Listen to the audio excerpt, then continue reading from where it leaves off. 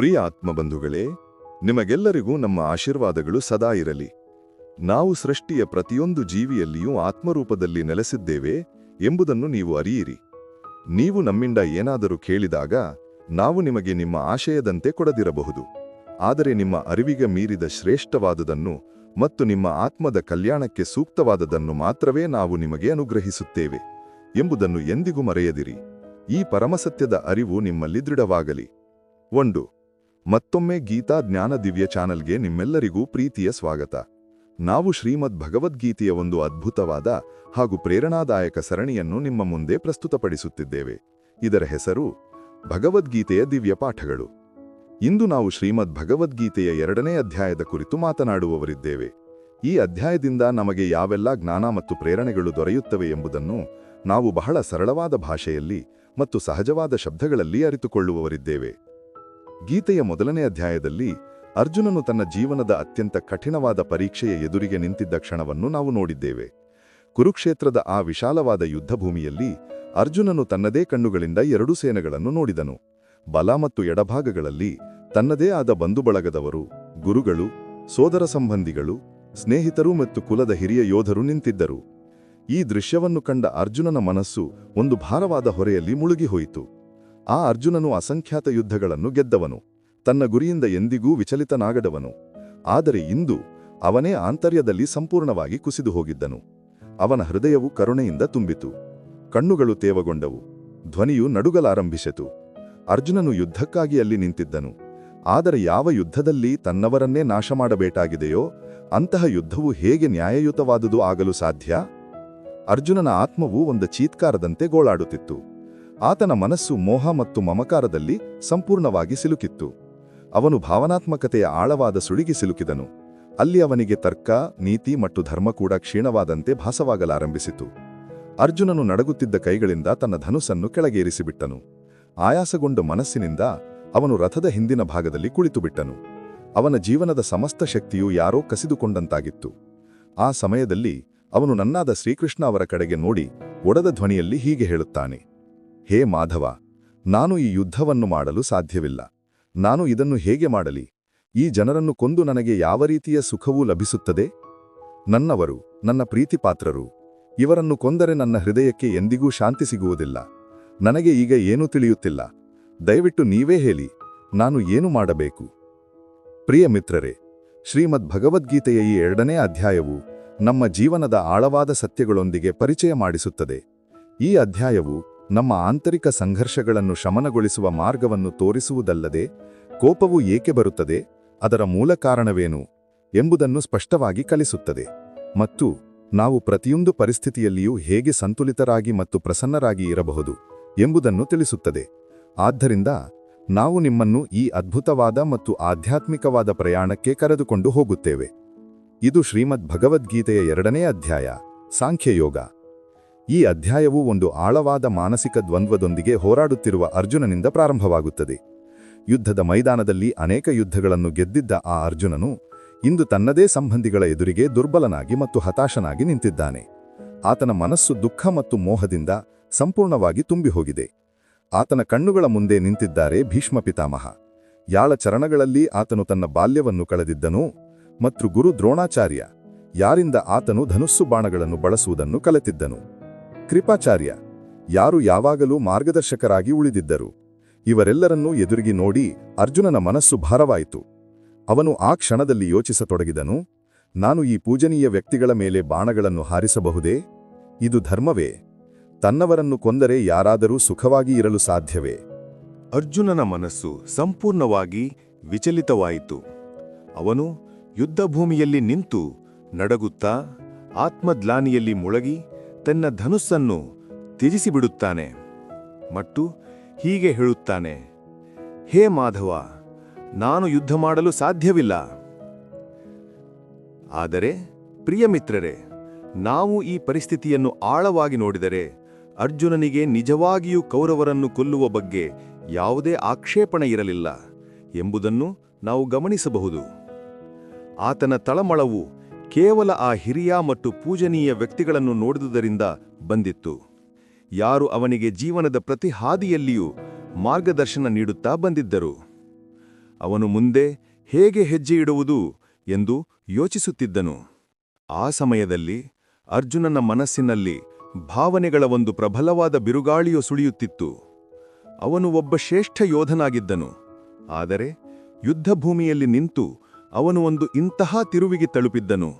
ಅಲ್ಲಿ ಧರ್ಮ ಮತ್ತು ಮೋಹ, ಕರ್ತವ್ಯ ಮತ್ತು ಕರುಣೆ, ರಕ್ತ ಮತ್ತು ಸಂಬಂಧಗಳ ನಡುವಿನ ಗೆರೆಗಳು ಮಸುಕಾಗಿ ಹೋಗಿದ್ದವು. ಅವನ ಮನಸ್ಸಿನಲ್ಲಿ ಅಸಂಖ್ಯಾತ ಅನುಮಾನಗಳು, ಅಸಂಖ್ಯಾತ ತರ್ಕಗಳು ಉದ್ಭವವಾಗುತ್ತಿದ್ದವು. ಒಂದು ವೇಳೆ ನಾನು ಈ ಯುದ್ಧವನ್ನು ಮಾಡಿದರೆ ನನ್ನವರನ್ನೇ ನಾಶ ಮಾಡಿದಂತಾಗುತ್ತೇನೆ. ಇದರಿಂದ ನನಗೆ ಸುಖವೂ ದೊರೆಯುತ್ತದೆಯೇ, ಅಥವಾ ನಾನು ಕೇವಲ ಪಾಪದ ಪಾಲುದಾರನಾಗುತ್ತೇನೆಯೇ?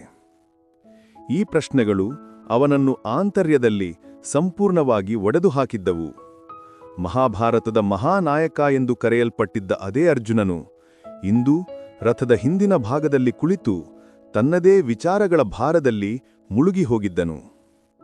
ಮಿತ್ರರೇ, ನಿಮಗೆ ಏನು ಅನಿಸುತ್ತದೆ? ಅರ್ಜುನನು ಹೆದರಿ ಹೋಗಿದ್ದನೇ? ಹೌದು, ಅರ್ಜುನನು ಸಂಪೂರ್ಣವಾಗಿ ಹೆದರಿ ಹೋಗಿದ್ದನು. ಅವನ ಮನಸ್ಸು ಸಂಪೂರ್ಣವಾಗಿ ತೊಳಲಾಡುತ್ತಿತ್ತು. ಅವನ ಬುದ್ಧಿಯು ಭ್ರಮೆಗೆ ಒಳಗಾಗಿತ್ತು. ಕಣ್ಣುಗಳು ಅಶ್ರುಪೂರಿತವಾಗಿದ್ದವು ಮತ್ತು ಹೃದಯವೂ ವ್ಯಾಕುಲವಾಗಿತ್ತು. ಈಗ ಅವನಿಗೆ ಒಂದು ನಿರ್ದಿಷ್ಟ ಮಾರ್ಗದರ್ಶನ ಬೇಕಿತ್ತು, ಒಂದು ಪರಿಹಾರ ಬೇಕಿತ್ತು. ಈ ಕತ್ತಲೆಯನ್ನು ಸೀಳುವ ಒಂದು ದಿವ್ಯ ಜ್ಯೋತಿಯ ಅವಶ್ಯಕತೆ ಇತ್ತು. ಅರ್ಜುನನು ಅನೇಕ ವಿಷಯಗಳನ್ನು ಹೇಳುತ್ತಿದ್ದನು, ಅನೇಕ ತರ್ಕಗಳನ್ನು ನೀಡುತ್ತಿದ್ದನು. ಆದರೆ ಅವೆಲ್ಲವೂ ಕೇವಲ ಸತ್ಯವನ್ನು ಅರಿಯಲು ಬಯಸುತ್ತಿದ್ದ ಒಂದು ವ್ಯಾಕುಲ ಆತ್ಮದ ಕರೆಯಾಗಿತ್ತು. ಧರ್ಮ ಮತ್ತು ಅಧರ್ಮದ ನಡುವಿನ ವ್ಯತ್ಯಾಸವನ್ನು ಅರ್ಥಮಾಡಿಕೊಳ್ಳಲು ಬಯಸುತ್ತಿದ್ದನು. ಆದರೆ ಅಲ್ಲಿಯವರೆಗೆ ನಾವು ಭಗವಾನ್ ಶ್ರೀಕೃಷ್ಣ ಮೌನವನ್ನು ಧರಿಸಿದ್ದೆವು. ನಾವು ಒಂದೇ ಒಂದು ಶಬ್ದವನ್ನೂ ಸಹ ನುಡಿದಿರಲಿಲ್ಲ. ನಾವು ಅರ್ಜುನನಿಗೆ ಅವನ ಸಂಪೂರ್ಣ ವೇದನೆಯನ್ನು, ಅವನ ಎಲ್ಲಾ ದ್ವಂದ್ವಗಳನ್ನು ವ್ಯಕ್ತಪಡಿಸಲು ಅವಕಾಶ ನೀಡಿದ್ದೆವು. ಏಕೆಂದರೆ ನಾವು ಅರಿತಿದ್ದೆವು, ಮನಸ್ಸಿನ ಹೊರೆಯನ್ನು ಹೊರಹಾಕದ ಹೊರತು ಜ್ಞಾನದ ದೀಪವನ್ನು ಬೆಳಗಿಸುವುದು ಕಠಿಣ. ಮತ್ತು ಈಗ 2ನೇ ಅಧ್ಯಾಯದಲ್ಲಿ ನಾವು ಶ್ರೀಕೃಷ್ಣ ಮಾತನಾಡಲು ಪ್ರಾರಂಭಿಸುತ್ತೇವೆ. ನಮ್ಮ ಶಬ್ದಗಳು ಕೇವಲ ಶಬ್ದಗಳಲ್ಲ, ಅವು ಜಾಗೃತಿಯ ಕಿರಣಗಳು. ಈಗ ನಾವು ಅರ್ಜುನನ ಪ್ರತಿಯೊಂದು ಆತಂಕವನ್ನು ಕರುಣೆ, ತಾಳ್ಮೆ ಮತ್ತು ದೃಢತೆಯಿಂದ ನಿವಾರಿಸಲು ಪ್ರಯತ್ನಿಸುತ್ತೇವೆ. ನಾವು ಅರ್ಜುನನಿಗೆ ಯಾವುದು ಸತ್ಯ, ಯಾವುದು ಅಸತ್ಯ, ಯಾವುದು ಶಾಶ್ವತ ಮತ್ತು ಯಾವುದು ಕೇವಲ ಭ್ರಮೆ ಎಂಬುದನ್ನು ವಿವರಿಸುತ್ತೇವೆ. ಅರ್ಜುನನಿಗೆ ತಾನು ಒಳಗಿಂದ ಸಂಪೂರ್ಣವಾಗಿ ಕುಸಿದಿರುವುದಾಗಿ, ತನ್ನ ಮನಸ್ಸು ಅನೇಕ ಅನುಮಾನಗಳು, ದ್ವಂದ್ವಗಳು ಮತ್ತು ಸಂವೇದನೆಗಳ ಬಲೆಯಲ್ಲಿ ಸಿಲುಕಿಕೊಂಡಿದೆ ಎಂದು ಅನಿಸಿದಾಗ, ಅವನ ಮುಂದೆ ಜೀವನದ ಅತಿ ದೊಡ್ಡ ಮತ್ತು ನಿರ್ಣಾಯಕ ಸವಾಲು ನಿಂತಾಗ, ಒಂದು ಕಡೆ ಧರ್ಮವಿದ್ದರೆ ಇನ್ನೊಂದು ಕಡೆ ತನ್ನದೇ ಪ್ರಿಯ ಪಾತ್ರರೂ ಇದ್ದಾಗ, ಆಗ ಅವನು ಆಂತರ್ಯದಲ್ಲಿ ಎಷ್ಟು ಆಯಾಸಗೊಂಡಿದ್ದನೆಂದರೆ, ಈಗ ಅವನಿಗೆ ಕೇವಲ ಒಂದೇ ಒಂದು ವಿಷಯದ ಅವಶ್ಯಕತೆ ಇತ್ತು: ಮಾರ್ಗದರ್ಶನ.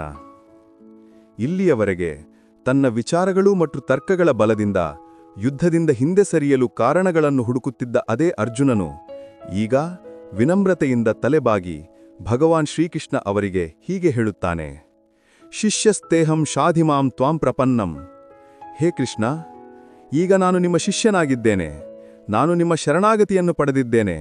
ದಯವಿಟ್ಟು ನನಗೆ ಉಪದೇಶವನ್ನು ನೀಡಿ. ಮಿತ್ರರೇ, ಇದು ಒಂದು ಸಾಮಾನ್ಯ ವಾಕ್ಯವಾಗಿರಲಿಲ್ಲ. ಬದಲಾಗಿ ಇದು ಒಬ್ಬ ಯೋಧನ ಸಂಪೂರ್ಣ ಆತ್ಮಸಮರ್ಪಣೆಯಾಗಿತ್ತು.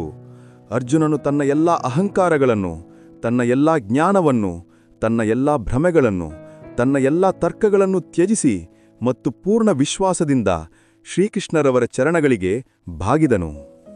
ಅವನ ಧ್ವನಿಯಲ್ಲಿ ಈಗ ಯಾವುದೇ ದ್ವಂದ್ವ ಇರಲಿಲ್ಲ. ಬದಲಿಗೆ ಅದು ಒಂದು ಮಗುವಿನ ಅಮಾಯಕವಾದ ಕರೆಯಾಗಿತ್ತು. ಹೇ ಮಾಧವ, ನನಗೆ ಯಾವುದು ಸರಿಯಾದದ್ದು, ಯಾವುದು ತಪ್ಪು ಎಂದು ಹೇಳಿ, ನನ್ನನ್ನು ನನ್ನ ಕರ್ತವ್ಯಕ್ಕೆ ಜೋಡಿಸುವ ಆ ಹಾದಿಯನ್ನು ನನಗೆ ತೋರಿಸಿ. ನನ್ನ ಆತ್ಮಕ್ಕೆ ಶಾಂತಿಯನ್ನು ನೀಡುವ ಮಾರ್ಗವನ್ನು ನನಗೆ ತೋರಿಸಿ.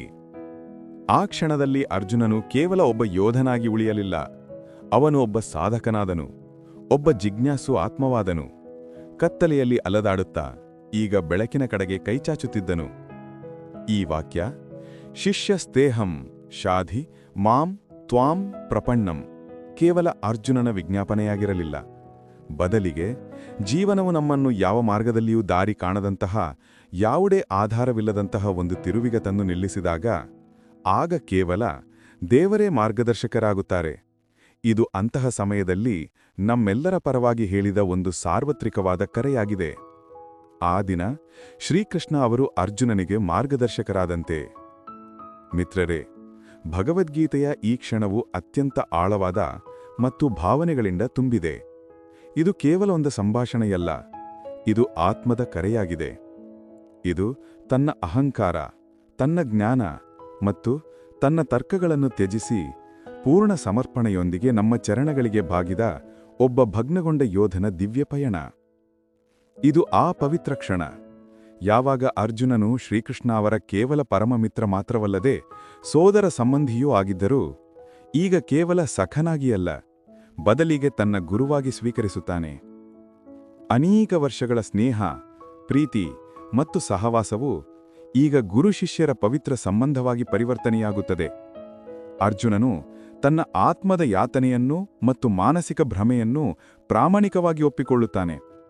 ಅವನು ಹೀಗೆ ಹೇಳುತ್ತಾನೆ, ಹೇ ಕೃಷ್ಣ, ನನ್ನ ಮೇಲೆ ಕಾರ್ಪಣ್ಯ ದೋಷ, ಅಂದರೆ ಹೇಡಿತನ ಮತ್ತು ದುರ್ಬಲತೆಯೂ ಆವರಿಸಿದೆ. ನನ್ನ ಹೃದಯವು ಕರ್ತವ್ಯದಿಂದ ಹಿಂದೆ ಸರಿಯುತ್ತಿದೆ ಮತ್ತು ನನ್ನ ಆಚರಣೆಯು ಈಗ ಒಬ್ಬ ವೀರ ಯೋಧನಂತೆ ಇಲ್ಲ, ಬದಲಿಗೆ ಒಬ್ಬ ಭ್ರಮಿತ ಮತ್ತು ಭಯಗೊಂಡ ವ್ಯಕ್ತಿಯಂತೆ ಆಗಿದೆ. ಇಂತಹ ಒಂದು ಸಂಗತಿಯನ್ನು ಒಪ್ಪಿಕೊಳ್ಳುವುದು ಯಾವ ಯೋಧನಿಗೂ ಸುಲಭವಲ್ಲ. ಆದರೆ ಅರ್ಜುನನು ನಿಜವಾಗಿಯೂ ಒಬ್ಬ ಸತ್ಯವಾದ ಸಾಧಕನಾಗಿ ಮಾರ್ಪಟ್ಟಿದ್ದನು.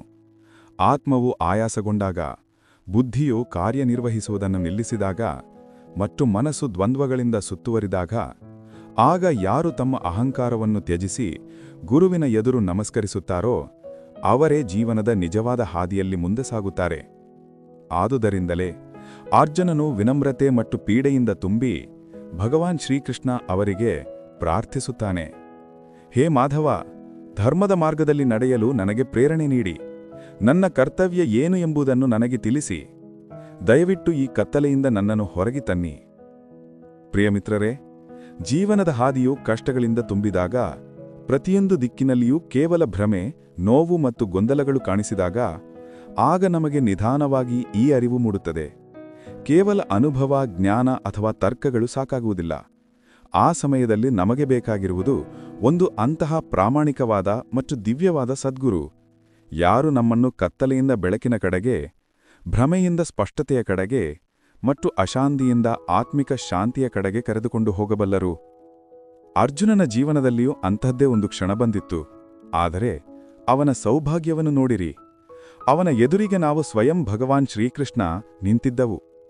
ಅರ್ಜುನನು ಅಲ್ಲಿಯವರೆಗೆ ನಮ್ಮನ್ನು ಕೇವಲ ತನ್ನ ಮಿತ್ರ, ಸಖ ಮತ್ತು ಸಹಚರ ಎಂದು ಮಾತ್ರವೇ ಭಾವಿಸುತ್ತಾ ಬಂದಿದ್ದನು. ಅವನೊಬ್ಬ ಯೋಧನಂತೆ ತರ್ಕ ಮತ್ತು ಅನುಮಾನಗಳ ಒಂದು ಸುದೀರ್ಘ ಚರ್ಚೆಯನ್ನು ಮಾಡಿದ್ದನು. ನಾನು ಯುದ್ಧ ಮಾಡಿದರೆ ಪಾಪ ತೆಗಲುತ್ತದೆ, ನನ್ನ ಸ್ವಜನರನ್ನು ನಾನು ಹೇಗೆ ವಧಿಸಬಹುದು, ಹೀಗೆ ಮಾಡಿದರೆ ಕುಟುಂಬ ಮತ್ತು ಸಂಸ್ಕೃತಿಯ ನಾಶವಾಗುತ್ತದೆ, ಅಸಂಖ್ಯಾತ ತರ್ಕಗಳು. ಆದರೆ ಈ ಎಲ್ಲ ತರ್ಕಗಳು ಒಂದು ಭ್ರಮಿತ, ವಿಚಲಿತ ಮತ್ತು ಕುಸಿದ ಮನಸ್ಸಿನ ಪ್ರತಿಬಿಂಬಗಳಾಗಿದ್ದವು.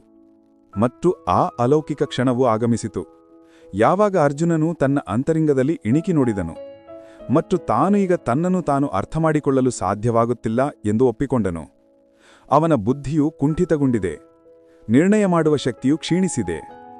ಆಗ ಆತನು ತನ್ನ ಅಹಂಕಾರವನ್ನು ತ್ಯಾಗ ಮಾಡಿದನು, ತನ್ನ ಜ್ಞಾನವನ್ನು ಪರಿತ್ಯಾಗ ಮಾಡಿದನು ಮತ್ತು ಪೂರ್ಣ ಭಾವದಿಂದ ವಿನಮ್ರತೆಯಿಂದ ನಮ್ಮ ಚರಣಗಳಿಗೆ ಬಾಗಿದನು.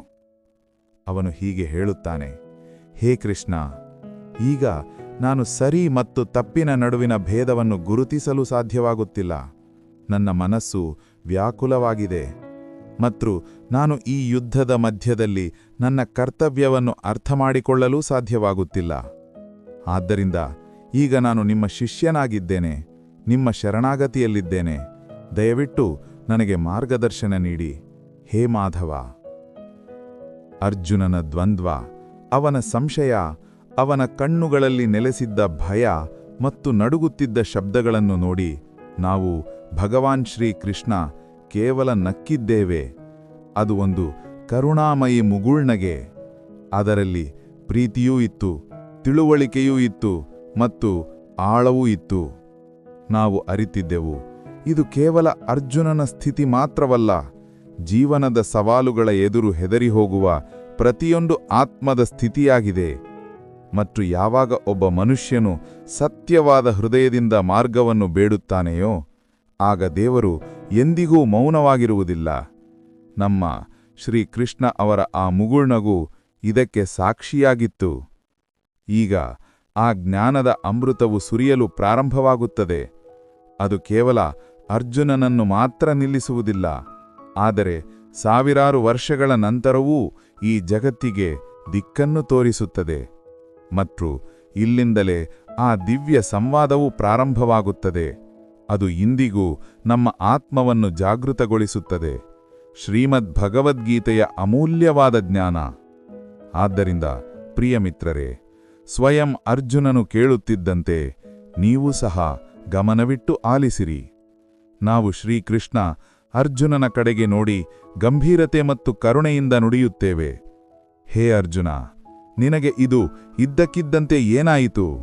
ನೀನೊಬ್ಬ ಮಹಾಜ್ಞಾನಿಗೆ ಶೋಭೆ ತರುವಂತಹ ಮಾತುಗಳನ್ನು ಆಡುತ್ತಿದ್ದೀಯಾ? ಆದರೆ ನಿನ್ನ ಹೃದಯವು ಮೋಹ ಮತ್ತು ಮಮಕಾರದಿಂದ ಬಂಧಿಸಲ್ಪಟ್ಟಿದೆ. ನೀನು ದೀವನ ಮತ್ತು ಮೃತ್ಯುವಿನ ಚಿಂತೆಯಲ್ಲಿ ಮುಳುಗಿದ್ದೀಯಾ?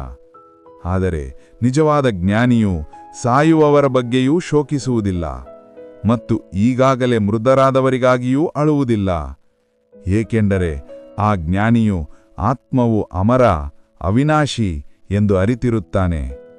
ಯಾರು ನಿಜವಾಗಿ ಜ್ಞಾನವನ್ನು ಪಡೆದುಕೊಳ್ಳುತ್ತಾರೋ ಅವರು ಕಳೆದ ನಿನ್ನೆಯ ಬಗ್ಗೆಯೂ ಅಳುವುದಿಲ್ಲ ಮತ್ತು ಬರುವ ನಾಳೆಯ ಬಗ್ಗೆಯೂ ಹೆದರುವುದಿಲ್ಲ. ಆ ಜ್ಞಾನಿಯು ಅರಿಯುತ್ತಾನೆ, ಯಾವುದು ಸಂಭವಿಸಬೇಕಾಗಿದೆಯೋ ಅದು ಸಂಭವಿಸಿಯೇ ತೀರುತ್ತದೆ ಮತ್ತು ಯಾವುದು ಸಂಭವಿಸಬಾರದು ಎಂದು ಇದೆಯೋ ಅದು 1,00,000 ಬಾರಿ ಪ್ರಯತ್ನಿಸಿದರೂ ಆಗುವುದಿಲ್ಲ.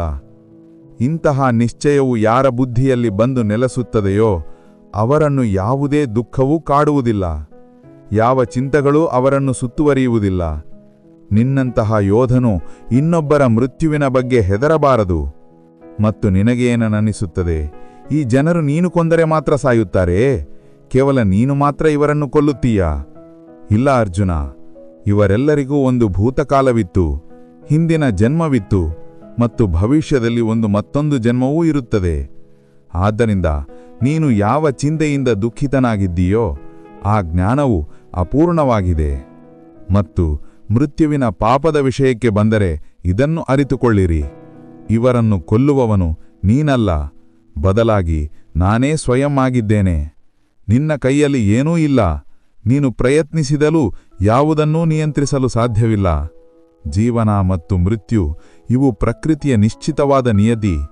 ನೀನು ಕೇವಲ ಅವರ ಮರಣಕ್ಕೆ ಒಂದು ಕಾರಣ ಮಾತ್ರ, ಒಂದು ನಿಮಿತ್ತ ಮಾತ್ರ. ಮತ್ತು ಇವರೆಲ್ಲರೂ ಮರಣದ ನಂತರ ನನ್ನ ಬಳಿಗೆಯೇ ಬರುತ್ತಾರೆ, ಏಕೆಂದರೆ ಇವರು ದೇಹಗಳಲ್ಲ, ಆತ್ಮಗಳಾಗಿದ್ದಾರೆ. ಆತ್ಮವನ್ನು ಎಂದಿಗೂ ನಾಶ ಮಾಡಲು ಸಾಧ್ಯವಿಲ್ಲ. ಆತ್ಮವು ಮುಂದಿನ ಜನ್ಮಕ್ಕಾಗಿ ಈ ದೇಹವನ್ನು ಅದೇ ರೀತಿಯಾಗಿ ತ್ಯಜಿಸಿಬಿಡುತ್ತದೆ. ಹೇಗೆ ನೀನು ಹಳೆಯ ವಸ್ತ್ರಗಳನ್ನು ಕಳೆದು ಹೊಸ ವಸ್ತ್ರಗಳನ್ನು ಧರಿಸುತ್ತೀಯೋ, ಆತ್ಮವು ಸಾಯುವುದಿಲ್ಲ ಮತ್ತು ಅದನ್ನು ಯಾರಿಂದಲೂ ಕೊಲ್ಲಲು ಸಾಧ್ಯವಿಲ್ಲ. ನಾವು ಅರ್ಜುನನ ಕಣ್ಣುಗಳಲ್ಲಿ ದೃಷ್ಟಿಸಿ ಶಾಂತವಾದ ಮತ್ತು ಗೂಢವಾದ ಸ್ವರದಲ್ಲಿ ಹೀಗೆ ಹೇಳುತ್ತೇವೆ, ಹೇ ಅರ್ಜುನ, ನೀನು ಯಾವ ಆತ್ಮವನ್ನು ಕುರಿತು ಇಷ್ಟು ದುಃಖಿತನಾಗಿದ್ದೀಯೋ ಅದನ್ನು ಯಾವ ಅಸ್ತ್ರಶಸ್ತ್ರವೂ ಕತ್ತರಿಸಲು ಸಾಧ್ಯವಿಲ್ಲ. ಅಗ್ನಿಯೂ ಅದನ್ನು ಸುಡಲು ಸಾಧ್ಯವಿಲ್ಲ, ನೀರು ಅದನ್ನು ನೆನೆಸಲು ಸಾಧ್ಯವಿಲ್ಲ ಮತ್ತು ಗಾಳಿಯೂ ಕೂಡ ಅದನ್ನು ಒಣಗಿಸಲು ಸಾಧ್ಯವಿಲ್ಲ. ಆತ್ಮವು ಅಜರ, ಅಮರ ಮತ್ತು ಅವಿನಾಶಿಯಾಗಿದೆ. ಅದಕ್ಕೆ ಹುಟ್ಟು ಇಲ್ಲ, ಮೃತ್ಯು ಇಲ್ಲ. ಈ ಆತ್ಮವು ಸದಾ ಕಾಲದಿಂದಲೂ ಇದೆ ಮತ್ತು ಸದಾ ಕಾಲವೂ ಇರುತ್ತದೆ. ಕೇವಲ ದೇಹಗಳು ಬದಲಾಗುತ್ತವೆ. ಯಾರಾದರೂ ಹಳೆಯ ವಸ್ತ್ರಗಳನ್ನು ತ್ಯಜಿಸಿ ಹೊಸ ವಸ್ತ್ರಗಳನ್ನು ಹೇಗೆ ಧರಿಸುತ್ತಾರೋ ಅದೇ ರೀತಿ ಆತ್ಮವು ಒಂದು ದೇಹವನ್ನು ಬಿಟ್ಟು ಇನ್ನೊಂದನ್ನು ಧಾರಣೆ ಮಾಡುತ್ತದೆ. ಇದೇ ಪ್ರಕೃತಿಯ ಸನಾತನ ಚಕ್ರವಾಗಿದೆ. ಇದು ಜನ್ಮ ಮತ್ತು ಮೃತ್ಯುವಿನ ಒಂದು ನಿರಂತರವಾದ ಪ್ರವಾಹ. ಇದು ಎಂದಿಗೂ ನಿಲ್ಲುವುದಿಲ್ಲ. ನಾವು ಮತ್ತಷ್ಟು ಹೇಳುತ್ತೇವೆ, ಹೇ ಅರ್ಜುನ, ನೀನು ಯಾರನ್ನು ಕೊಲ್ಲುತ್ತಿದ್ದೀಯಾ ಎಂದು ಭಾವಿಸಬೇಡ.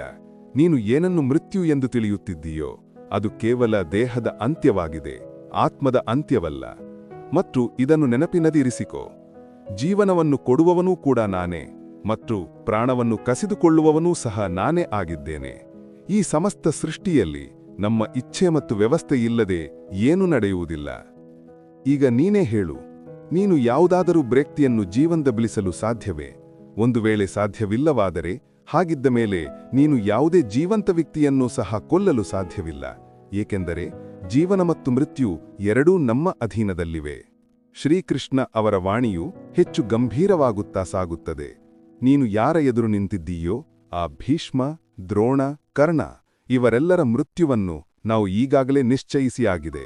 ಅವರ ಜೀವನ ಲೀಲೆಯ ಅಂತ್ಯವನ್ನು ನಾವು ಬರೆದಿದ್ದೇವೆ ಮತ್ತು ಈ ಕಾರ್ಯವನ್ನು ಪೂರ್ಣಗೊಳಿಸಲು ನಾವು ನಿನ್ನನ್ನು ಮಾಧ್ಯಮವನ್ನಾಗಿ ಆರಿಸಿದ್ದೇವೆ. ನೀನು ಕೇವಲ ನಿಮಿತ್ತ ಮಾತ್ರ, ನಿಜವಾದ ಕರ್ತೃವು ನಾನೇ ಆಗಿದ್ದೇನೆ. ನಾವು ಆಳವಾಗಿ ಅರ್ಜುನನ ಕಡೆಗೆ ನೋಡಿದೆವು. ನಮ್ಮ ಕಣ್ಣುಗಳಲ್ಲಿ ಕರುಣೆಯೂ ಇತ್ತು ಮತ್ತು ಒಬ್ಬ ವೀರನನ್ನು ಜಾಗೃತಗೊಳಿಸುವ ಪ್ರಬಲವಾದ ತೀವ್ರತೆಯೂ ಇತ್ತು. ನಾವು ನುಡಿದೆವು, ಹೇ ಅರ್ಜುನ, ಯಾವಾಗ ಈ ಸೃಷ್ಟಿಯು ತನ್ನ ಗತಿಯಲ್ಲಿ ತನ್ನ ನಿಯಮಗಳ ಪ್ರಕಾರ ನಡೆಯುತ್ತಿದೆಯೋ, ಯಾವಾಗ ಜೀವನ ಮತ್ತು ಮೃತ್ಯು, ಜನ್ಮ ಮತ್ತು ಪರಿವರ್ತನೆ ಪ್ರಕೃತಿಯ ಚಕ್ರದ ಭಾಗವಾಗಿದೆಯೋ, ಆಗ ನೀನು ಏಕೆ ಸ್ವಯಂ ಈ ಎಲ್ಲದಕ್ಕೂ ಜವಾಬ್ದಾರನಾಗಿದ್ದೀಯಾ ಎಂದು ಭಾವಿಸುತ್ತೀಯಾ? ನೀನು ಈ ಈಶ್ವರೀಯ ಯೋಜನೆಯ ಕೇವಲ ಒಂದು ನಿಮಿತ್ತ ಮಾತ್ರ, ಒಂದು ಮಾಧ್ಯಮ ಮಾತ್ರ.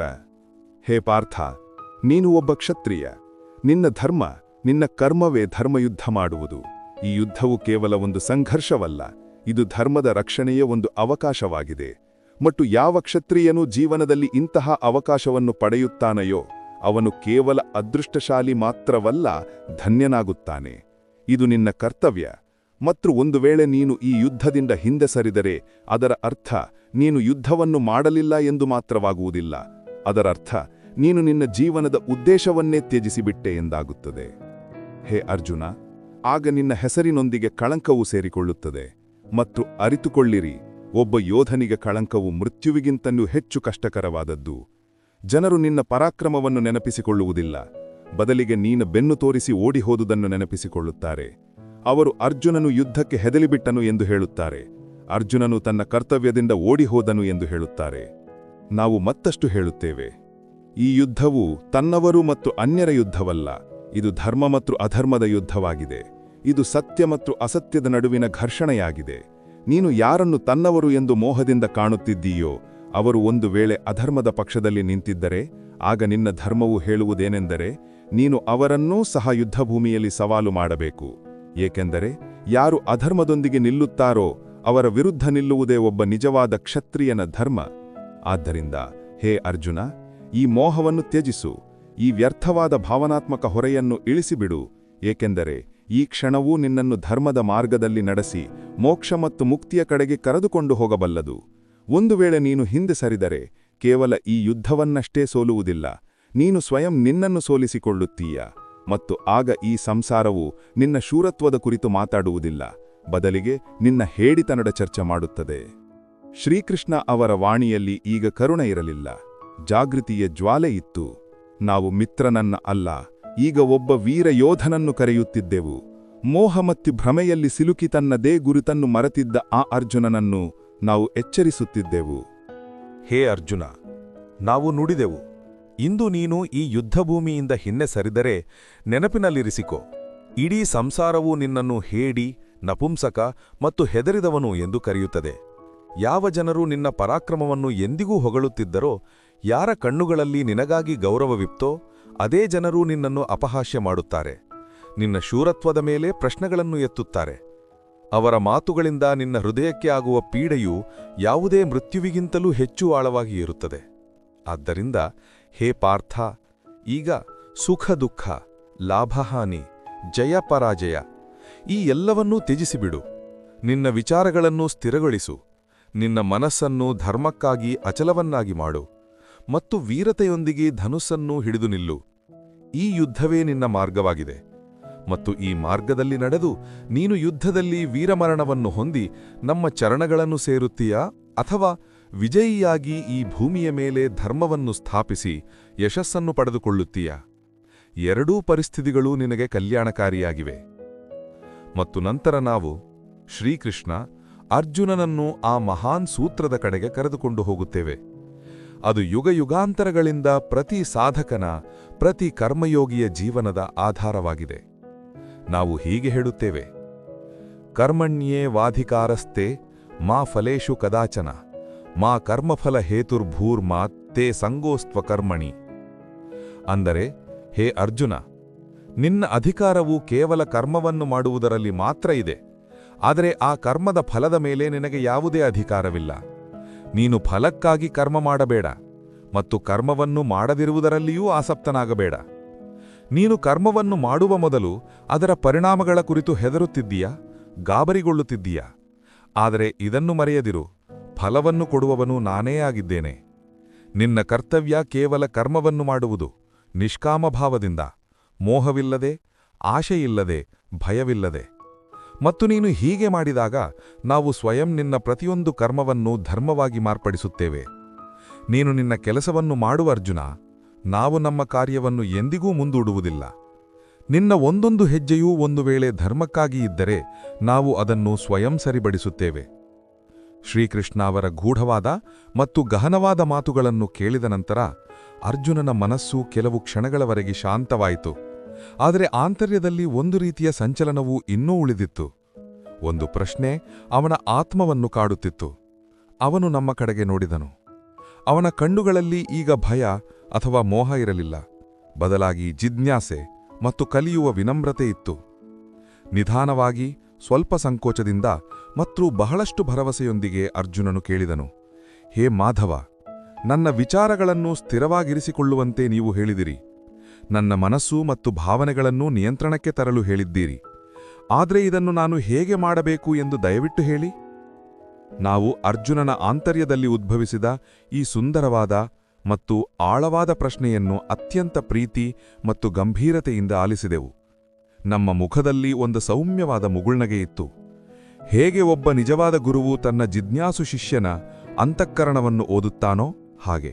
ನಂತರ ನಾವು ಮಧುರವಾದ ಆದರೆ ದೃಢವಾದ ಸ್ವರದಲ್ಲಿ ನುಡಿದೆವು, ಹೇ ಅರ್ಜುನ, ಯಾವ ವ್ಯಕ್ತಿಯೂ ತನ್ನ ಮನಸ್ಸಿನ ಸಮಸ್ತ ಆಸೆಗಳನ್ನು ತ್ಯಜಿಸಿಬಿಡುತ್ತಾನೆಯೋ, ಯಾರು ತನ್ನ ಕರ್ಮಗಳ ಫಲಗಳ ಕುರಿತು ಯಾವುದೇ ನಿರೀಕ್ಷೆಯನ್ನು ಮಾಡುವುದಿಲ್ಲವೋ ಮತ್ತು ಚಿಂತೆಯನ್ನು ಮಾಡುವುದಿಲ್ಲವೋ, ಆ ವ್ಯಕ್ತಿಯನ್ನೇ ಸ್ಥಿರಬುದ್ಧಿ ಎಂದು ಕರೆಯಲಾಗುತ್ತದೆ. ಅವನು ತನ್ನ ಆಂತರ್ಯದಲ್ಲಿ ಈ ರೀತಿಯಾಗಿ ಸಮತೋಲನವನ್ನು ಸ್ಥಾಪಿಸಿಕೊಳ್ಳುತ್ತಾನೆ. ಪರಿಸ್ಥಿತಿಗಳು ಹೇಗಿದ್ದರೂ ಅವನು ಅವುಗಳಿಂದ ವಿಚಲಿತನಾಗುವುದಿಲ್ಲ ಮತ್ತು ಆ ಪರಿಸ್ಥಿತಿಗಳನ್ನು ತನ್ನ ಮೇಲೆ ಆವರಿಸಲು ಬಿಡುವುದಿಲ್ಲ. ನಾವು ಮತ್ತಷ್ಟು ವಿವರಿಸುತ್ತೇವೆ. ಅಂಥ ವ್ಯಕ್ತಿಯು ಜೀವನದಲ್ಲಿ ಏನಾದರೂ ಕೆಟ್ಟದ್ದು ಸಂಭವಿಸಿದಾಗ ಅದರಲ್ಲಿ ಮುಳುಗಿ ಹೋಗಿ ಒಡೆಯುವುದಿಲ್ಲ ಮತ್ತು ಏನಾದರೂ ಒಳ್ಳೆಯ ಫಲ ಸಿಕ್ಕಾಗ ಅವನು ಉನ್ಮಾದದಿಂದ ಹಾರಾಡುವುದಿಲ್ಲ. ಅವನು ಆಂತರ್ಯದಿಂದ ಸಂಪೂರ್ಣನಾಗಿರುತ್ತಾನೆ, ಶಾಂತ, ಸ್ಥಿರ ಮತ್ತು ಪರಿಪೂರ್ಣ. ಯಾರು ಭಯ, ಮೋಹ ಮತ್ತು ಕೋಪವನ್ನು ತನ್ನ ಮನಸ್ಸಿನಿಂದ ಹೊರಗೆ ಹಾಕಿರುತ್ತಾನೋ, ಯಾರು ಶುಭ ಮತ್ತು ಅಶುಭ, ಲಾಭ ಮತ್ತು ಹಾನಿ, ಗೌರವ ಮತ್ತು ಅಪಮಾನಂತಹ ದ್ವಂದ್ವಗಳಿಂದ ಮೇಲೆದ್ದಿರುತ್ತಾನೋ, ಯಾರು ತಮ್ಮ ಇಚ್ಛೆಗಳನ್ನು ವಶಪಡಿಸಿಕೊಂಡಿರುತ್ತಾರೋ, ಆ ವ್ಯಕ್ತಿಯೇ ವಾಸ್ತವವಾಗಿ ಸ್ಥಿರಬುದ್ಧಿ ಎನಿಸಿಕೊಳ್ಳಲು ಯೋಗ್ಯನಾಗಿರುತ್ತಾನೆ. ನಾವು ಅರ್ಜುನನಿಗೆ ಅತ್ಯಂತ ಕೋಮಲತೆಯಿಂದ ಮತ್ತು ಆಳದಿಂದ ವಿವರಿಸುತ್ತೇವೆ. ಹೇ ಪಾರ್ಥ, ಯಾವ ರೀತಿಯಲ್ಲಿ ಒಂದು ಆಮೆಯು ತನ್ನ ಅಂಗಗಳನ್ನು ಒಳಗೆ ಸೇರಿಸಿಕೊಂಡು ತನ್ನಲ್ಲಿಯೇ ಸ್ಥಿತವಾಗಿರುತ್ತದೆಯೋ, ಅದೇ ರೀತಿ ಯಾವ ವ್ಯಕ್ತಿಯು ತನ್ನ ಇಂದ್ರಿಯಗಳು ಮತ್ತು ಆಸೆಗಳನ್ನು ನಿಯಂತ್ರಣದಲ್ಲಿರಿಸುತ್ತಾನೆಯೋ ಅವನ ಬುದ್ಧಿಯು ಸ್ಥಿರ ಮತ್ತು ಅಚಲವಾಗುತ್ತದೆ. ಅವನು ಹೊರಗಿನ ಆಕರ್ಷಣೆಗಳಲ್ಲಿ ಸಿಲುಕುವ ಬದಲು ತನ್ನೊಳಗಿನ ಬೆಳಕಿನಲ್ಲಿ ಸ್ಥಿತನಾಗಿರುತ್ತಾನೆ. ನಾವು ಶ್ರೀಕೃಷ್ಣ ನಂತರ ಅರ್ಜುನನಿಗೆ ಬಹಳ ಸಂವೇದನಾಶೀಲತೆಯಿಂದ ಹೇಳುತ್ತೇವೆ, ಯಾವ ವ್ಯಕ್ತಿಯು ಪದೇ ಪದೇ ಯಾವುದಾದರೂ ಒಂದು ಆಸೆಯ ಬಗ್ಗೆ ಯೋಚಿಸುತ್ತಾನೆಯೋ ಅದು ಅವನಿಗೆ ಪ್ರಿಯವೆಂದು ಅನಿಸಲು ಪ್ರಾರಂಭಿಸುತ್ತದೆ ಮತ್ತು ಆ ಆಸೆಯು ಆಳವಾಗುತ್ತಾ ಹೋದಂತೆ ಮನಸ್ಸು ಅದನ್ನು ಪಡೆಯಲು ನಾಲಾಯಿತವಾಗುತ್ತದೆ. ಇದೇ ಲಾಲಸೆಯು ಮುಂದಿನಡೆದು ವ್ಯಕ್ತಿಯನ್ನು ಚಂಚಲಗೊಳಿಸುತ್ತದೆ ಮತ್ತು ಒಂದು ವೇಳೆ ಆ ಆಸೆಯ ಪೂರ್ತಿಯಲ್ಲಿ ಯಾವುದೇ ಅಡಚಣೆಯೂ ಬಂದಲ್ಲಿ ಆಗ ಅದೇ ಲಾಲಸೆಯು ಕೋಪವಾಗಿ ಬದಲಾಗುತ್ತದೆ. ನಾವು ಹೇಳುತ್ತೇವೆ, ಕೋಪವು ಆ ಅಗ್ನಿ, ಅದು ಮೊದಲು ನಮ್ಮ ವಿವೇಚನೆಯನ್ನು ಸುಟ್ಟು ಹಾಕುತ್ತದೆ. ಯಾವಾಗ ಮನುಷ್ಯನು ಕೋಪದ ವಶಕ್ಕೆ ಬರುತ್ತಾನೆಯೋ ಆಗ ಅವನು ತನ್ನ ಕರ್ಮ, ಧರ್ಮ ಮತ್ತು ಮರ್ಯಾದೆ ಎಲ್ಲವನ್ನೂ ಮರೆತು ಬಿಡುತ್ತಾನೆ. ಅವನ ವಿವೇಚನೆಯು ಸಂಪೂರ್ಣವಾಗಿ ನಾಶವಾಗುತ್ತದೆ ಮತ್ತು ಅವನು ಸ್ವಯಂ ತನ್ನ ಸ್ಥಾನದಿಂದ ಕೆಳಗೆ ಬೀಳುತ್ತಾನೆ. ಈ ಆಳದಲ್ಲಿ ಅಡಗಿರುವ ಸಂದೇಶವು ಕೇವಲ ಅರ್ಜುನನಿಗಾಗಿ ಇರಲಿಲ್ಲ, ಇದು ಆ ಎಲ್ಲ ಜನರಿಗಾಗಿ ಇತ್ತು. ಯಾರು ಆಸೆಗಳು ಮತ್ತು ಭಾವನೆಗಳ ಬಿರುಗಾಳಿಯಲ್ಲಿ ಕೊಚ್ಚಿ ಹೋಗುತ್ತಾರೋ ಮತ್ತು ತಮ್ಮ ಆಂತರಿಕ ಸ್ಥಿರತೆಯನ್ನು ಕಳೆದುಕೊಳ್ಳುತ್ತಾರೋ. ನಾವು ಮುಂದೆ ಹೇಳುತ್ತೇವೆ, ಆದರೆ ಯಾವ ವ್ಯಕ್ತಿಯು ತನ್ನ ಆಸೆಗಳನ್ನು ವಶಪಡಿಸಿಕೊಳ್ಳುತ್ತಾನೆಯೋ, ಯಾರು ಅವುಗಳ ಸೇವಕನಾಗುವುದಿಲ್ಲವೋ, ಅವನು ಆಂತರ್ಯದಿಂದ ಶುದ್ಧನಾಗುತ್ತಾನೆ. ಯಾವಾಗ ಅವನ ಅಂತರಂಗದಿಂದ ದ್ವಂದ್ವ ಮತ್ತು ಅಶಾಂತಿಯು ಅಳಿಸಿ ಹೋಗುತ್ತದೆಯೋ, ಆಗ ಅವನ ಎಲ್ಲಾ ದುಃಖವೂ ಕೊನೆಗೊಳ್ಳುತ್ತದೆ. ಮತ್ತು ಯಾವಾಗ ಅವನು ದುಃಖದ ಕಾರಣಗಳಿಂದ ಮುಕ್ತನಾಗುತ್ತಾನೆಯೋ, ಆಗ ಅವನ ಬುದ್ಧಿಯು ಸ್ಥಿರವಾಗುತ್ತದೆ. ನಾವು ಅರ್ಜುನನಿಗೆ ವಿವರಿಸುತ್ತಾ ಹೇಳುತ್ತೇವೆ, ಹೇ ಪಾರ್ಥ, ಯಾವ ಮನುಷ್ಯನು ತನ್ನ ಆಸೆಗಳು ಮತ್ತು ಕಾಮನೆಗಳಿಂದ ಮುಕ್ತನಾಗಲು ಸಾಧ್ಯವಿಲ್ಲವೋ, ಅವನು ಎಂದಿಗೂ ಶಾಂತಿಯನ್ನು ಪಡೆಯಲು ಸಾಧ್ಯವಿಲ್ಲ. ಮತ್ತು ಯೋಚಿಸು, ಆಂತರ್ಯದಲ್ಲಿ ಶಾಂತಿ ಇಲ್ಲವಾದರೆ ಅವನು ಜೀವನದಲ್ಲಿ ನಿಜವಾದ ಸುಖವನ್ನು ಹೇಗೆ ಪಡೆಯಲು ಸಾಧ್ಯ? ಅವನ ಮನಸ್ಸು ಸದಾ ಭ್ರಮಿಸುತ್ತಾ ಇರುತ್ತದೆ. ಅವನು ಒಳಗೊಳಗೆ ಅಶಾಂತನಾಗಿ ವ್ಯಾಕುಲನಾಗಿರುತ್ತಾನೆ. ನಂತರ ನಾವು ಒಂದು ಸುಂದರವಾದ ಉಪಮೆಯನ್ನು ಕೊಡುತ್ತೇವೆ. ಅಂತಹ ವ್ಯಕ್ತಿಯು ಆ ದೋಣಿಯಂತೆ ಇರುತ್ತಾನೆ. ಅದು ತನ್ನ ಆಸೆಗಳ ಪ್ರಬಲ ಗಾಳಿಯಿಂದ ಒಂದು ಕ್ಷಣ ಇಲ್ಲಿ ಮತ್ತೊಂದು ಕ್ಷಣ ಅಲ್ಲಿ ತೇಲುತ್ತಾ ಇರುತ್ತದೆ. ಅವನ ಜೀವನಕ್ಕೆ ಯಾವುದೇ ದಿಶೆ ಇರುವುದಿಲ್ಲ, ಯಾವುದೇ ಸ್ಥಿರತೆ ಇರುವುದಿಲ್ಲ. ಅವನು ಪ್ರತಿ ಸಮಯವೂ ತನ್ನ ಮನಸ್ಸಿನ ಅಲೆಗಳಲ್ಲಿ ಸಿಲುಕಿಕೊಂಡಿರುತ್ತಾನೆ. ಎಲ್ಲೋ ಏನೋ ಪಡೆಯುವ ಲಾಲಸೆ, ಎಲ್ಲೋ ಕಳೆದುಕೊಳ್ಳುವ ಭಯ, ಮತ್ತು ಈ ದ್ವಂದ್ವದಲ್ಲಿ ಅವನು ಸ್ವಯಂ ತನ್ನನ್ನೇ ಕಳೆದುಕೊಳ್ಳುತ್ತಾನೆ. ಆದರೆ ಯಾವ ವ್ಯಕ್ತಿಯು ತನ್ನ ಆಸೆಗಳನ್ನು ವಶಪಡಿಸಿಕೊಳ್ಳುತ್ತಾನೆಯೋ, ಯಾರ ಬುದ್ಧಿಯೂ ಸ್ಥಿರವಾಗುತ್ತದೆಯೋ, ಅವನು ಆಳವಾದ ಶಾಂತವಾದ ಸಮುದ್ರದಂತೆ ಇರುತ್ತಾನೆ. ಅದರಲ್ಲಿ ಎಷ್ಟು ನದಿಗಳು ಬಂದು ಸೇರಿಕೊಂಡರೂ ಅದು ಎಂದಿಗೂ ಉಕ್ಕಿ ಹರಿಯುವುದಿಲ್ಲ, ತೂಗಾಡುವುದಿಲ್ಲ. ಅವನು ಪ್ರತಿಯೊಂದು ಪರಿಸ್ಥಿತಿಯಲ್ಲಿಯೂ ಸಂತುಲಿತನಾಗಿ ಸ್ಥಿರನಾಗಿರುತ್ತಾನೆ. ನಾವು ಶ್ರೀಕೃಷ್ಣ ನಂತರ ಹೇಳುತ್ತೇವೆ, ಹೇ ಅರ್ಜುನ, ಅಂತಹ ಸ್ಥಿರ ಬುದ್ಧಿಯ ಪ್ರಾಣಿಯು ಯಾರು ಆಸೆಗಳಲ್ಲಿ ತೇಲದೆ ಕೋಪದಲ್ಲಿ ಸುಡದೇ ಇರುತ್ತಾನೆಯೋ, ಅವನು ಮೃತ್ಯುವಿನ ನಂತರ ನಮ್ಮ ಶರಣಕ್ಕೆ ಬರುತ್ತಾನೆ. ಅವನೇ ನಮ್ಮನ್ನು ಪಡೆಯುತ್ತಾನೆ, ಅವನೇ ಮೋಕ್ಷವನ್ನು ಪಡೆಯುತ್ತಾನೆ. ಏಕೆಂದರೆ ಮನಸ್ಸು ಶಾಂತವಾದಾಗ ಆತ್ಮವು ಪರಮಾತ್ಮನೊಂದಿಗೆ ಸೇರುತ್ತದೆ. ಪ್ರಿಯ ಮಿತ್ರರೇ, ಜೀವನದ ಅತ್ಯಂತ ಆಳವಾದ ಸತ್ಯಗಳಲ್ಲಿ ಮೃತ್ಯುವೂ ಸಹ ಒಂದು. ಮತ್ತು ಬಹುಶಃ ನಮ್ಮಲ್ಲಿ ಹೆಚ್ಚಿನವರು ಎಂದಾದರೂ ಒಮ್ಮೆ ಒಬ್ಬ ಪ್ರೀತಿ ಪಾತ್ರರನ್ನು ಕಳೆದುಕೊಂಡ ನೋವನ್ನು ಸಹಿಸಿರುತ್ತೇವೆ. ಮತ್ತು ಯಾರು ಇನ್ನೂ ಈ ನೋವಿನ ಮೂಲಕ ಹೋಗಿಲ್ಲವೋ ಅವರಿಗೂ ಸಹ ಇದನ್ನು ಅರ್ಥ ಮಾಡಿಕೊಳ್ಳುವುದು ಅಗತ್ಯ. ಜೀವನದಲ್ಲಿ ಒಂದು ದಿನ ಅಂತಹ ಕ್ಷಣ ಖಂಡಿತವಾಗಿಯೂ ಬರುತ್ತದೆ, ಯಾವಾಗ ನಾವು ಯಾರಾದರೂ ನಮ್ಮವರನ್ನು ಕಳೆದುಕೊಳ್ಳುತ್ತೇವೋ ಅಥವಾ ನಾವೇ ಈ ಸಂಸಾರವನ್ನು ಬಿಟ್ಟು ಹೋಗುತ್ತೇವೋ.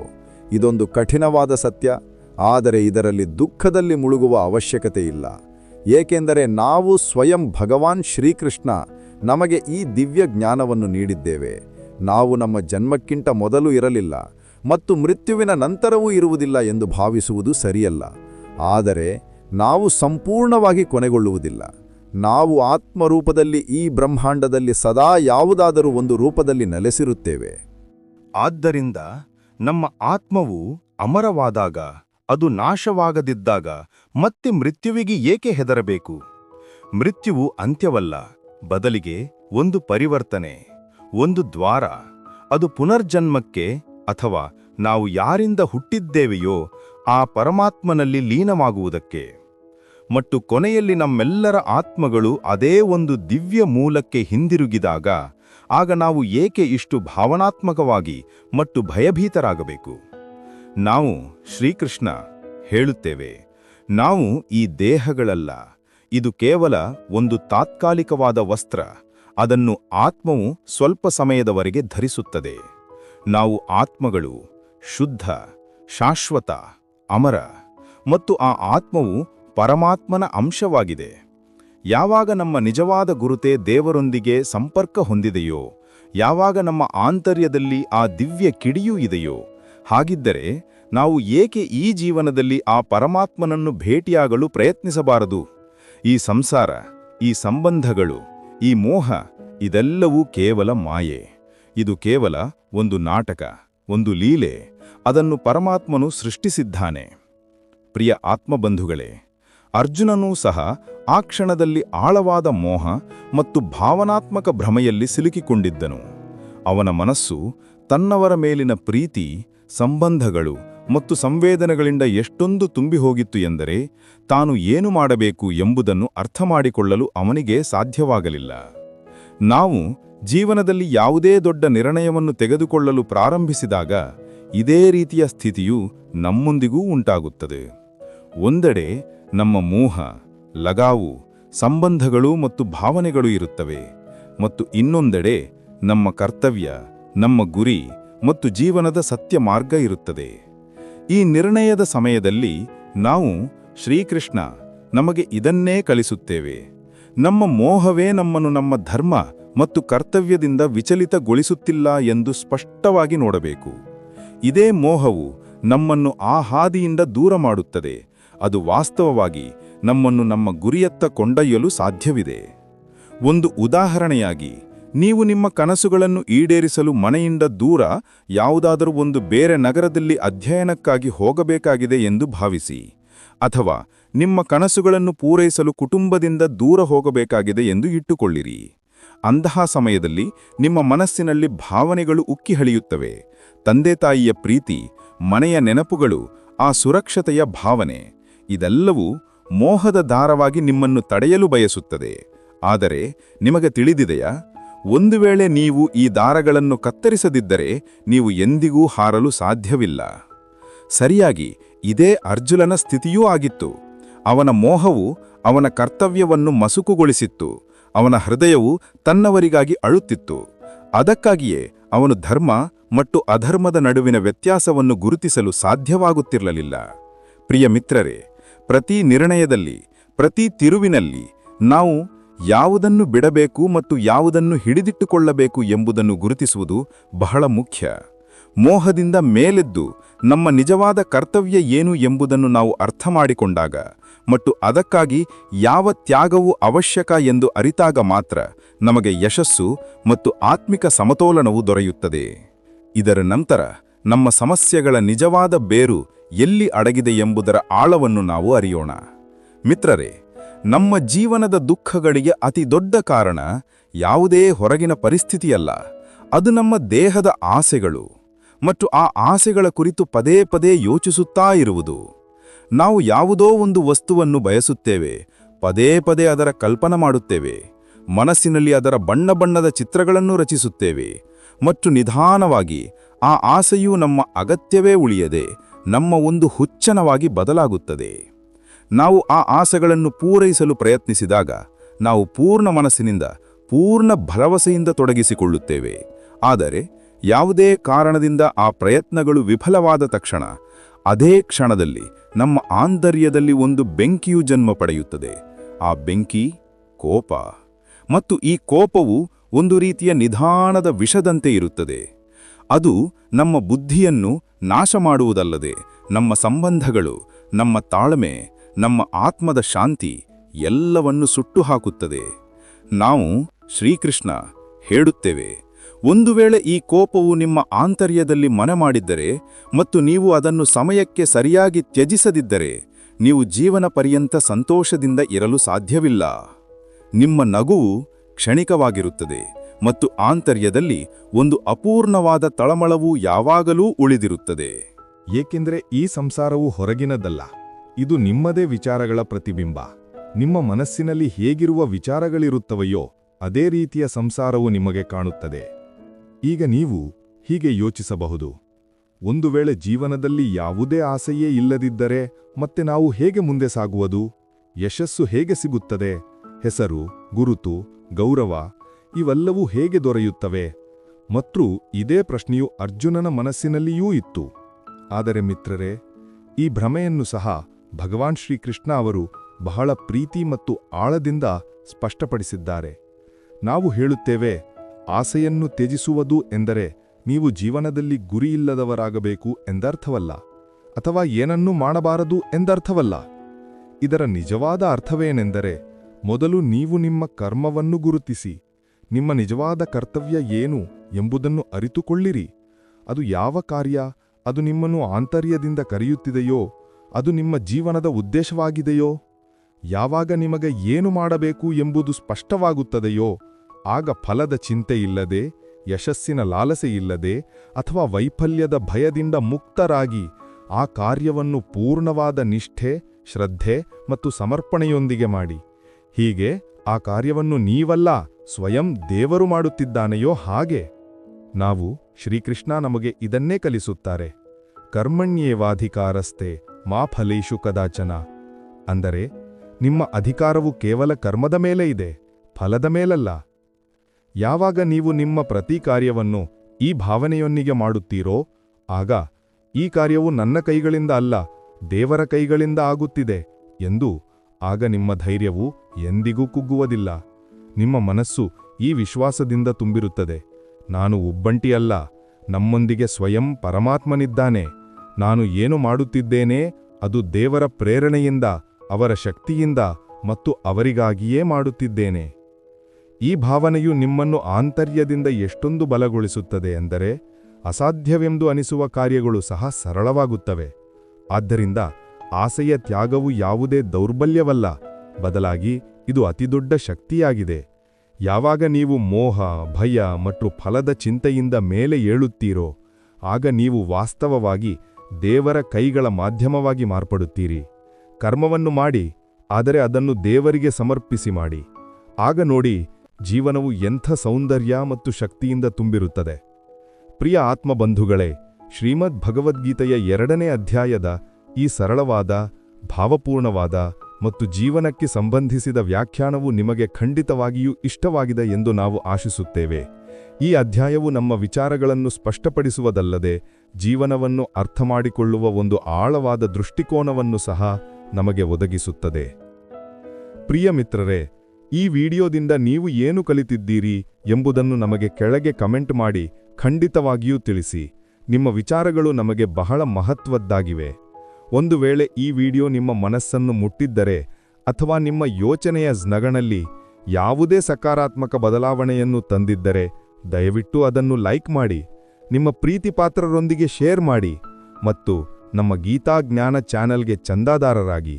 ಜೊತೆಗೆ ನಮ್ಮ ಎಲ್ಲ ಆಧ್ಯಾತ್ಮಿಕ, ಜ್ಞಾನವರ್ಧಕ ಮತ್ತು ಪ್ರೇರಣಾದಾಯಕ ವಿಡಿಯೋಗಳು ಯಾವುದೇ ಅಡಚಣೆ ಇಲ್ಲದೆ ನಿಮ್ಮನ್ನು ತಲುಪಲು ಘಂಟೆಯ ಬಟನನ್ನು ತಪ್ಪದೇ ಒತ್ತಿ.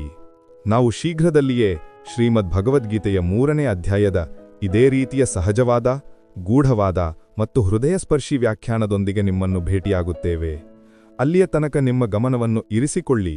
ನೀವು ಸ್ವಸ್ಥರಾಗಿರಿ, ಪ್ರಸನ್ನರಾಗಿರಿ ಮತ್ತು ಶ್ರೀಕೃಷ್ಣರ ಉಪದೇಶಗಳನ್ನು ನಿಮ್ಮ ಜೀವನದಲ್ಲಿ ಅಳವಡಿಸಿಕೊಂಡು ನಿಮ್ಮ ಮಾರ್ಗವನ್ನು ಉಜ್ವಲಪಡಿಸಿಕೊಳ್ಳಿ. ಜಯ ಶ್ರೀ ರಾಧೆ ಕೃಷ್ಣ. ರಾಧೆ ರಾಧೆ.